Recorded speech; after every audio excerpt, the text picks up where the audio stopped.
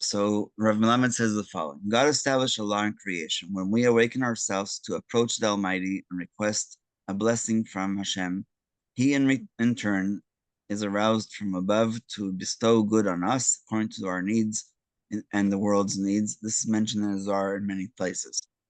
So this intervention is what's called itaruta de milatata, which means that somebody from below, from the world that we are in, asks for something, and then Hashem, in response, pours the shefa, if that is appropriate. But again, there's all kinds of other conditions.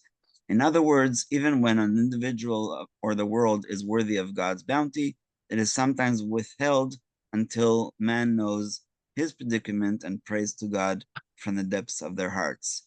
A person that we did not mention yesterday was the widow, the single parents um, who were living in Sarfat, I think, and Elisha came to visit them, and he would stay by them. They made a special bedroom for him, and Gehazi tells him that the only thing that they're missing in their lives is children. But they never ever asked for a child. And so when the child died 15 or 18 years later, we don't know exactly the age, she came to the prophet and said, "Did I ask for this?" And the answer, of course, is no. So that's another condition or idea that we have to consider. So there are two types of prayer. The first is the continuous existence of the world. Without prayer, the world would cease to exist. This kind of prayer parallels the Tamid sacrifice, the merit of which sustains the heavens and the earth. The second type of prayer concerns specific circumstances, such as when disaster strikes and people pray for salvation, or when people pray for something they desire. Every prayer has an influential effect. As Rabbi Hanina says, the prayer of one who prays for a long time do not return unanswered. Sometimes the effect is immediate, and at other times in the distant future.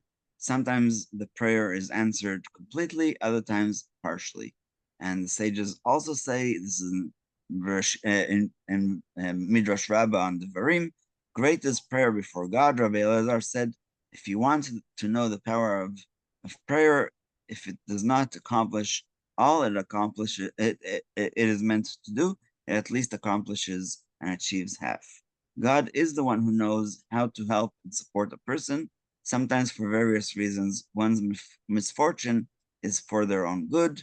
I think I gave you the example a while ago about how the song, If I Had $1,000,000, I don't think that would be good for me at all.